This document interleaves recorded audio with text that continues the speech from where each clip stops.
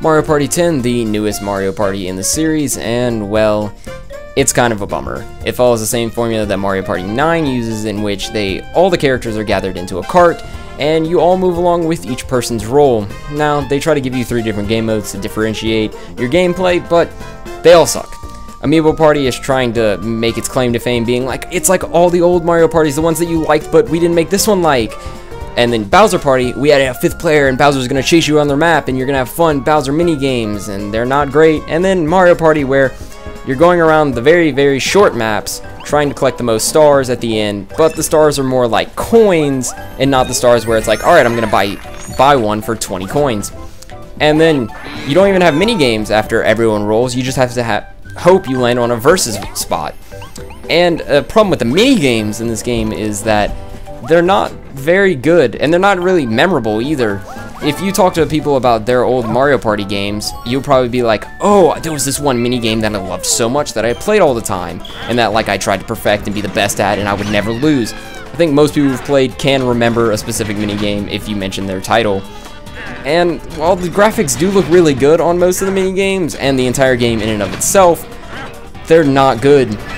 They don't really create this tension that you're used to, and not the importance of, oh, I need to win this one so I can get 5 more coins so I can buy the star next round. The regular Mario Party mode isn't that fun, and there's no really competition.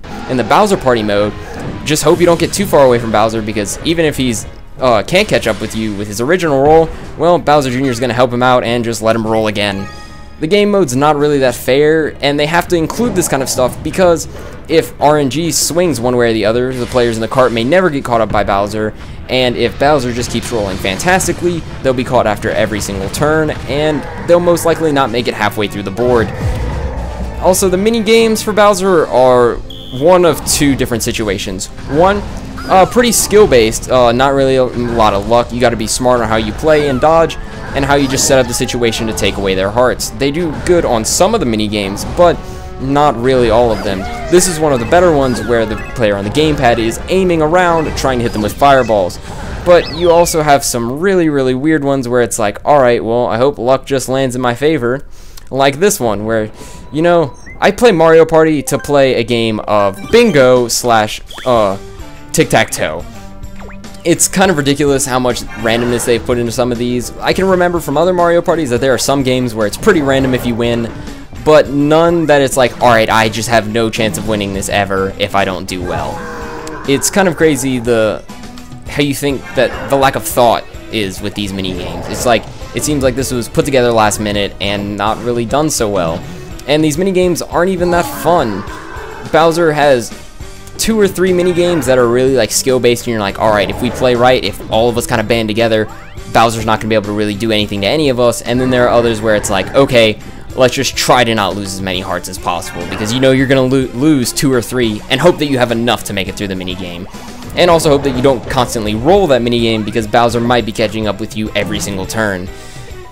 But I guess you do still have Amiibo Party, the game where you move around the board and you're buying your stars for 20 coins. Even though the board's small, it returns to the same formula of the old game, so you think, wow, this would be really fun to play with all my friends. Well, you better fork over the money for everyone to have an amiibo, because if they don't, they're not playing. So yeah, if you want to be playing the original game mode with all your friends, you're going to have to fork over the $60 for the game and the Mario amiibo, and then another around $36 before tax to get them all your friends' amiibos to play this game. And it still kind of sucks. It's so short, there's not many events going on, and the worst part about it, you have to tap your amiibo to the gamepad every single time you're rolling, getting a special dice block, or really almost any action in the game besides a mini game. I don't know what they were thinking when they put this together. I think it comes down to, this would be really fun for young kids, like them all gathered around the gamepad, all tapping their amiibos, getting really immersed in it. But for mid-teens up, I don't see the enjoyment in this. I can't really give you the perspective of a small child because I don't have one around the house, and I'm not one. But they failed in so many ways, I believe, with this game. And Amiibo Party doesn't really help them out by trying to bring back, like, oh, guys, it plays just like you used to play, like, come and get this.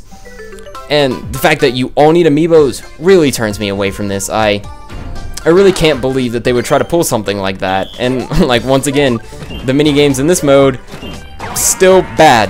Like they're not fun. You can see me here beating up on computer players, but that's not what makes it bad. It's just there's like no originality. They're very short and like not thought out long ideas.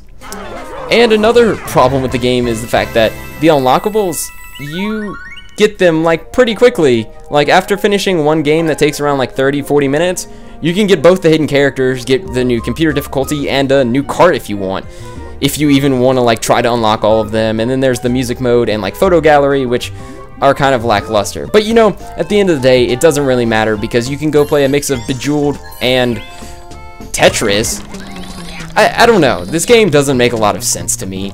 But I really think that younger audiences are going to really enjoy this game, while anyone above, like teenagers and above, aren't going to find a lot of enjoyment out of this. It's kind of crazy. Hopefully they'll return to the same like formula as the old game soon, but until then, only time will tell if we'll be able to enjoy Mario Party like we used to. So, if you've bought Mario Party like me, well, there's only one thing you can really do. Put it in the trash where it belongs. Oh, wait, okay, that was mean. That's not right. Alright, let's put it in the recycling bin. That's better.